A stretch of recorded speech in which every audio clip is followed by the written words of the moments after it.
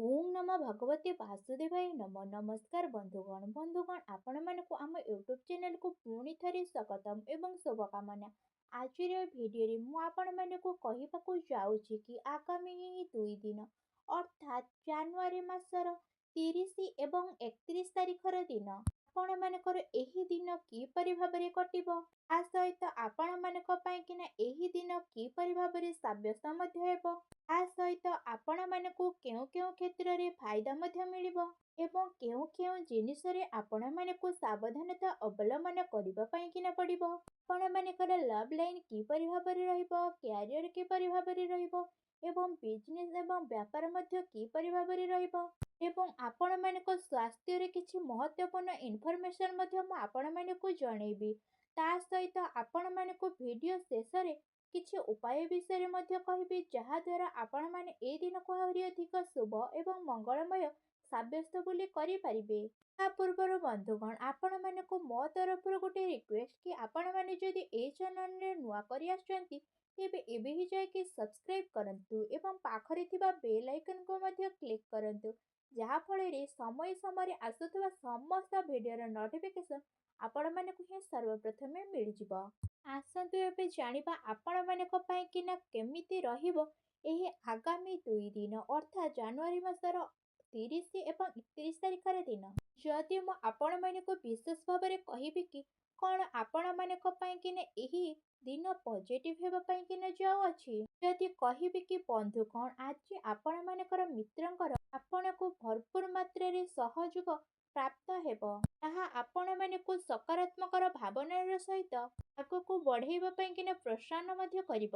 ଆପଣଙ୍କୁ ଆପଣମାନଙ୍କର କାର୍ଯ୍ୟ କ୍ଷେତ୍ରରେ ହିଁ ଅନୁକୂଳ ଭରା ସାବ୍ୟସ୍ତ ହେବ। ତା ସହିତ ଆପଣମାନଙ୍କର ଏହି ଦିନ ଆର୍ଥିକ ଦୃଷ୍ଟିକୋଣରୁ ଆପଣମାନଙ୍କ ପାଇଁକିନା ବହୁତ ଭଲ ଦିନ ରହିବା ପାଇଁକିନା ଯାଉଅଛି, ଯାହାଦ୍ୱାରା ଆପଣମାନଙ୍କ ମନ ବହୁତ ପ୍ରସନ୍ନ ମଧ୍ୟ ରହିବ।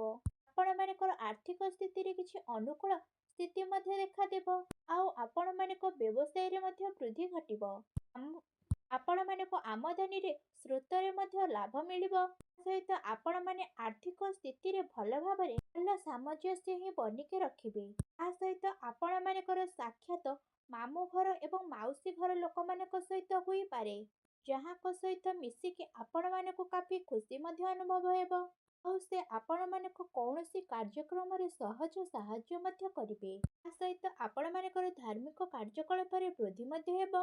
ଆପଣମାନଙ୍କର ସେ ସବୁରେ ମଧ୍ୟ ଖର୍ଚ୍ଚ ହୋଇପାରେ। ସଂଘର୍ଷ କରିବା ପରେ ଆପଣମାନଙ୍କୁ ବିଶେଷ ଭାବରେ ଶୁଭଫଳ ପ୍ରାପ୍ତ ମଧ୍ୟ ହେବ।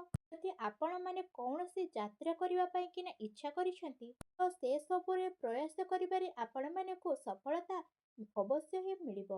ତା ସହିତ ଆପଣମାନେ ଯଦି କାର୍ଯ୍ୟକ୍ଷେତ୍ରରେ ପ୍ରୟାସ ଜାରି ରଖୁଛନ୍ତି ତ ତାହାର ଶୁଭ ଫଳ ଆପଣମାନଙ୍କୁ ଜରୁରତ ହିଁ ମିଳିବ। ବନ୍ଧୁଗଣ ଏହା କେବଳ ଆପଣମାନଙ୍କୁ ମାନିକି ରଖିବାର ଅଛି, ଏ ଦିନ ପୂର୍ଣ୍ଣ ରୂପରେ ଆପଣମାନଙ୍କ ପାଇଁକିନା ରହିଛି। ବାସ୍ ଖାଲି ଆପଣମାନଙ୍କୁ ପ୍ରତି କ୍ଷେତ୍ରରେ ପ୍ରଦର୍ଶନ ଦେଖେଇବାର ଅଛି, ତେବେ ହିଁ ଆପଣମାନଙ୍କୁ ସବୁ କ୍ଷେତ୍ରରେ ସୁଖ ହିଁ ମିଳିବ। ଏ କାରଣରୁ ଆପଣମାନଙ୍କର ମନୋବଳ ମଧ୍ୟ ବନିଯିବ। ତା ପାଇଁକିନା ଯଦି କହିବା ଆପଣମାନେ କାଫି ଖୁସି ଭରା ମଧ୍ୟ ରହିବେ, ଯାହାଫଳରେ ଆପଣମାନେ ସବୁ କାର୍ଯ୍ୟର ଉର୍ଜାକୁ ମଧ୍ୟ ନେଇଯିବେ।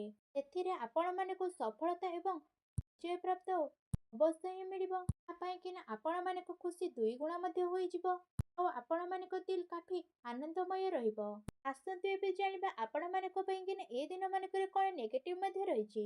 ଆପଣମାନଙ୍କ ପାଇଁକିନା ଏହା ଅବଶ୍ୟ ହିଁ ଆବଶ୍ୟକ ରହିବ କି ଆପଣମାନେ କୌଣସି ବି ନିର୍ଣ୍ଣୟ ନେବା ପୂର୍ବରୁ ନିଜର ପୁରା ଭାବରେ ଟାଇମ୍ ନିଅନ୍ତୁ ଏବଂ ଭାବି ଚିନ୍ତିକି ସମସ୍ୟାର ଉତ୍ତର ବାହାର କରିବା ପାଇଁକିନା ଆପଣମାନେ ଟ୍ରାଏ ମଧ୍ୟ କରନ୍ତୁ।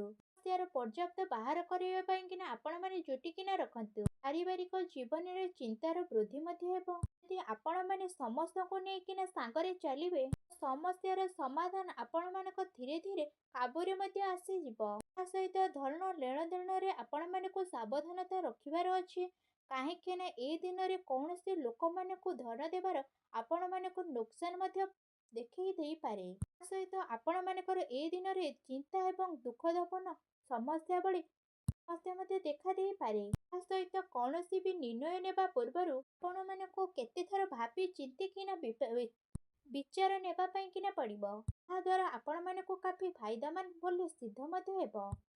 ତା ସହିତ ବନ୍ଧୁଗଣ ଆପଣମାନଙ୍କର କ୍ରୋଧ ଉପରେ ନିୟନ୍ତ୍ରଣ ଏବଂ ବାଣୀ ଉପରେ ସଂଯମତା ରଖିବାର ଅତି ଆବଶ୍ୟକତା ମଧ୍ୟ ରହିଛି। ଅନ୍ୟଥା ବିବାଦ ମଧ୍ୟ କିଛି ଉତ୍ପନ୍ନ ହୋଇପାରେ। ପାରିବାରିକ ମାହୋଲ ଆପଣମାନଙ୍କର ଅନୁକୂଳ ମଧ୍ୟ ରହିବ। କିନ୍ତୁ ଆପଣମାନଙ୍କୁ ଧ୍ୟାନ ରଖିବାର ଏତିକି ଅଛି କି ଆପଣମାନଙ୍କର କଥାରେ କାହାକୁ ବି ଆଘାତ ମଧ୍ୟ ନ ଲାଗୁ। ତା ସହିତ ଆପଣମାନେ ପରିବାରକୁ ଯୋଡ଼ିକି ରଖିବାକୁ ଚାହୁଁଛନ୍ତି ତ ଆପଣଙ୍କୁ କିଛି ସଂଯମତା ପାଇଁକିନା ରେଡି ରହିବା ପାଇଁକିନା ପଡ଼ିବ।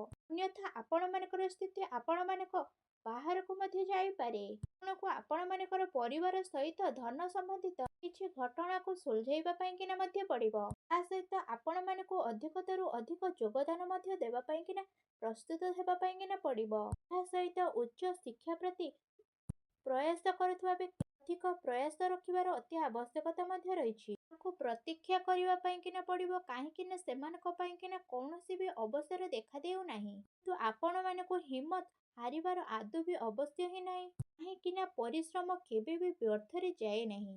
ଆସନ୍ତୁ ଏବେ ଜାଣିବା ଆପଣମାନଙ୍କର ଏଇ ଦିନମାନଙ୍କରେ ଲଭ୍ ଲାଇନ୍ ସ୍ଥିତି କିପରି ଭାବରେ ରହିବ। ଯଦି ଆପଣମାନେ ଆପଣମାନଙ୍କର ପ୍ରେମୀ ପ୍ରେମିକାକୁ ପ୍ରପୋଜ କରିବା ପାଇଁକିନା ଚାହୁଁଛନ୍ତି ଆପଣମାନେ ସେସବୁ କରିପାରିବେ। କିମ୍ବା ଆପଣମାନଙ୍କର ମନର କଥାକୁ ସେୟାର କରିବା ପାଇଁକିନା ଚାହୁଁଛନ୍ତି ତ ତାହା ବି ଆପଣମାନେ ଏଇ ଦିନମାନଙ୍କରେ କରିପାରିବେ।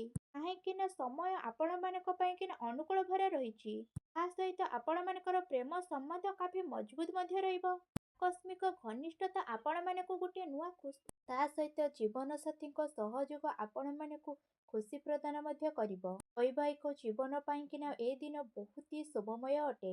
ବନ୍ଧୁଗଣ ଆପଣମାନଙ୍କ ପାଇଁକିନା ଯେହେତୁ ବନ୍ଧୁଗଣ ପ୍ରେମ ଯୁଗଳମାନଙ୍କ ପାଇଁକିନା ଏ ଦିନ ଯେହେତୁ ବହୁତ ହି ଭଲ ରହିବ। ଆସନ୍ତୁ ଏବେ ଜାଣିବା ଆପଣମାନଙ୍କ ପାଇଁକିନା ବ୍ୟବସାୟ କ୍ୟାରିୟର କିପରି ଭାବରେ ରହିବ। ବ୍ୟବସାୟିକ ଧନ୍ଦାରେ ଆପଣମାନେ ଆର୍ଥିକ ଲାଭ ମଧ୍ୟ ପ୍ରାପ୍ତ ହେବ ଏବଂ ଚାକିରୀ କ୍ଷେତ୍ରରେ ଅନେକ ହିଁ ଶୁଭଫଳ ପ୍ରାପ୍ତ ହେବ। ଗ୍ରହ ନକ୍ଷତ୍ର ଆପଣମାନଙ୍କର ଅନୁକୂଳ ରହିବା କାରଣରୁ ଆକସ୍ମିକ ଧନ ଲାଭର ଅନେକ ହିଁ ଯୋଗ ରହୁଛି। ତା ସହିତ ଆପଣମାନଙ୍କୁ ପଇସାର ଲେଣ ଦେଣରେ ଅଧିକ ହିଁ ଫାଇଦା ହେବ। ଅଟକିଥିବା ସବୁ କାର୍ଯ୍ୟ ମଧ୍ୟ ଆପଣମାନଙ୍କର ପୂରା ହେବ ଆଉ ଧନ ଲାଭର ଅନେକ ହିଁ ଶୁଭଫଳ ପ୍ରାପ୍ତ ହେବ। ଯାହା ପାଇଁକିନା ଆପଣମାନଙ୍କ ମନ ବହୁତ ହି ପ୍ରସନ୍ନ ମଧ୍ୟ ରହିବ। ବନ୍ଧୁଗଣ କାର୍ଯ୍ୟ ବିସ୍ତାରର ଆପଣମାନଙ୍କର ନୂଆ ଯୋଜନା ମଧ୍ୟ ବନିବ। ବ୍ୟାପାରକୁ ନେଇକିନା ଆପଣମାନେ କୌଣସି ନୂଆ ଯାତ୍ରାକୁ ମଧ୍ୟ ଯାଇପାରନ୍ତି। ଯାହା ଆପଣମାନଙ୍କ ପାଇଁକିନା କାଫି ଲାଭଦାୟକ ସିଦ୍ଧ ମଧ୍ୟ ହେବ।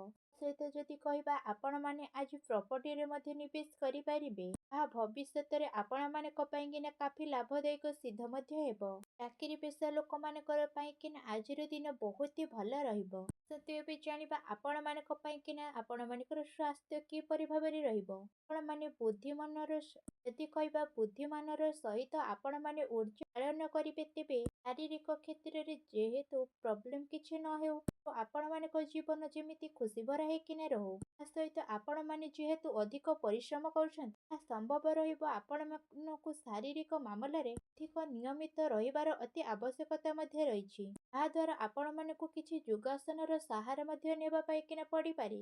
ତା ସହିତ ଆପଣମାନଙ୍କର ଖାଦ୍ୟପେୟ ଉପରେ ଅତ୍ୟଧିକ ଆବଶ୍ୟକତା ଦେବା ପାଇଁକିନା ମଧ୍ୟ ପଡ଼ିବ। ତା ସହିତ ଯଦି କହିବେ ଆପଣମାନେ ଆପଣମାନଙ୍କର ସ୍ୱାସ୍ଥ୍ୟକୁ ଆହୁରି ଅଧିକ ଭଲ ରଖିବା ପାଇଁକିନା ଆପଣମାନେ ପ୍ରତ୍ୟେକ ଦିନ ଯୋଗ କରନ୍ତୁ, ବ୍ୟାୟାମ କରନ୍ତୁ ଏବଂ ସୁଖାସନ କରନ୍ତୁ ଏବଂ ସୁସ୍ଥ ରୁହନ୍ତୁ।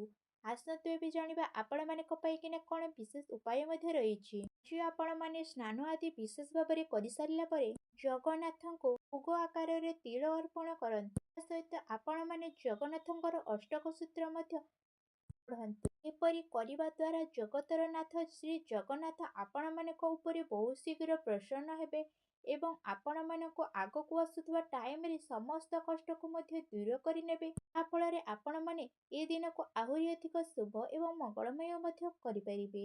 ଆଶା କରୁଛି ଆଜିର ଏହି ଭିଡ଼ିଓଟି ଆପଣମାନଙ୍କୁ ବହୁତ ମାତ୍ରାରେ ଭଲ ଲାଗିଥିବ। ଯଦି ଭଲ ଲାଗିଥାଏ ତେବେ କମେଣ୍ଟ ବକ୍ସରେ ଜୟ ଜଗନ୍ନାଥ ବୋଲି ଅବଶ୍ୟ ଲେଖନ୍ତୁ। ପୁଣି ଦେଖା ହେବ ଏକ ନୂତନ ଭିଡ଼ିଓ ମାଧ୍ୟମରେ। ସେ ପର୍ଯ୍ୟନ୍ତ ବିଦାୟ ଦିଅନ୍ତୁ। ରହୁଛି। ଧନ୍ୟବାଦ।